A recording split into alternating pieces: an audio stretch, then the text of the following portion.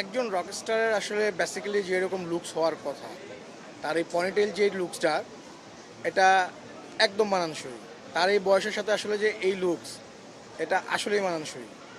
এটাতে বলার অপেক্ষা রাখে না, এই লুকস একদম তার সাথে যায়।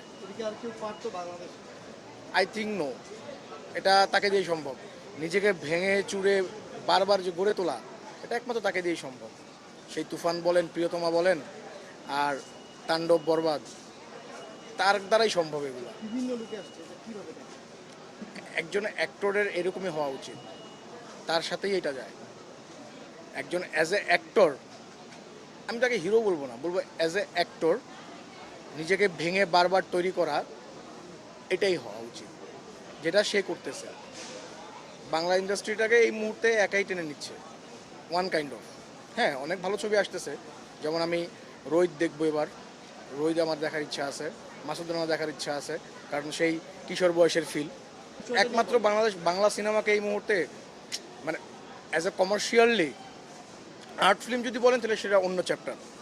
অ্যাজ এ কমার্শিয়ালি ফিল্মকে যদি কেউ মানুষের কাছে পরিচিত করে, তাহলে সেটা এখন বর্তমানে একমাত্র সাকিব খানই আছে, যিনি করতে পারতেছেন। আমি বলবো ব্যাড রিভিউটা না দিয়ে আইসা দেখা উচিত।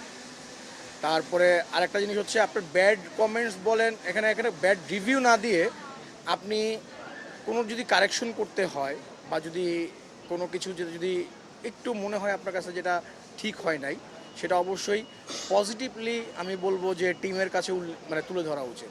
তাহলে তারা ওইখান থেকে এটাকে আবার রিকভার করতে পারবে। বাট হুট করে একটা ব্যাড কমেন্ট বা একটা ব্যাড রিভিউ দেওয়াটা আমি বলবো যে ঠিক না।